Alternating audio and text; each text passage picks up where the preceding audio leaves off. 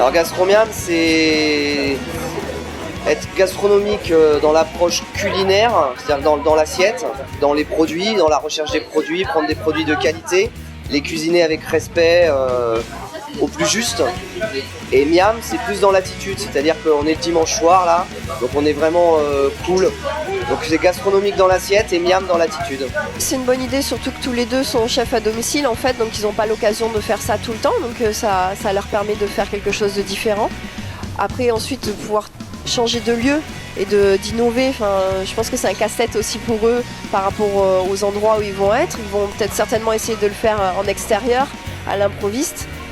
C'est agréable pour nous forcément parce qu'on peut changer à chaque fois et découvrir des lieux différents, mais pour eux aussi parce que ça leur permet de renouveler leur carte, de chercher, de trouver des nouveaux condiments et d'innover le plus souvent, quoi.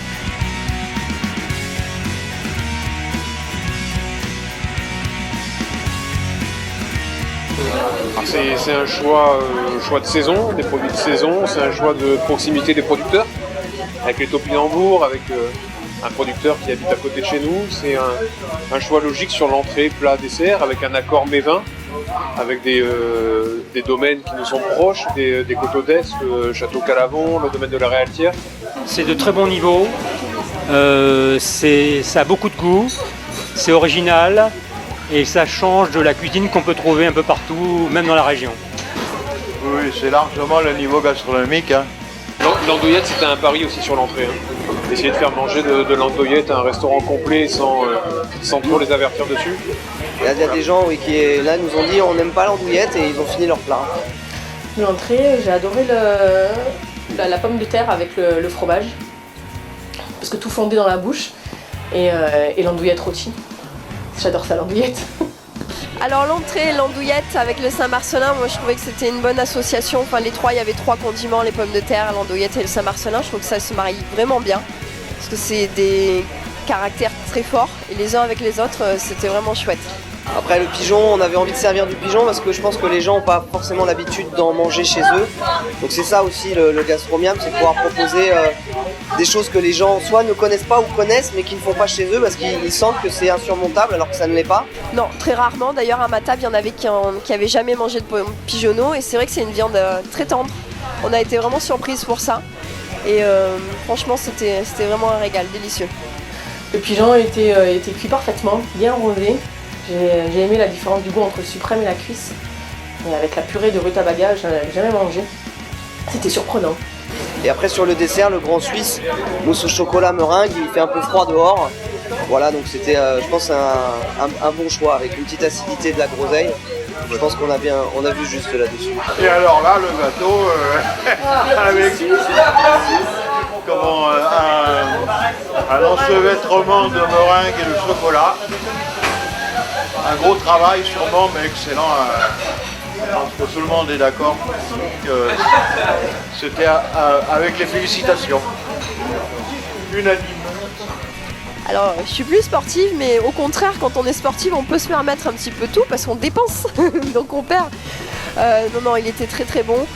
C'est une mousse au chocolat qui est particulière, et je trouve que le mélange justement meringue, mousse au chocolat est vraiment tenu. Enfin, je trouve que c'est pas écœurant, alors qu'on pourrait croire que ces deux choses-là sont un peu lourdes. Et bah, à la fin de ce repas, c'était vraiment pas mal, avec la petite framboise qui va bien, qui donne le côté fraîcheur, c'était sympa.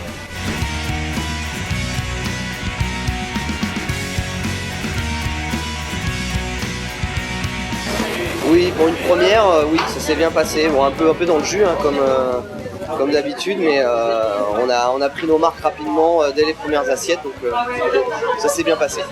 Oui. Oui, on a réalisé l'objectif et on l'a bien réalisé. On a des bons retours, donc ça c'est bien. Les gens sont pas partis en courant, c'est bien aussi.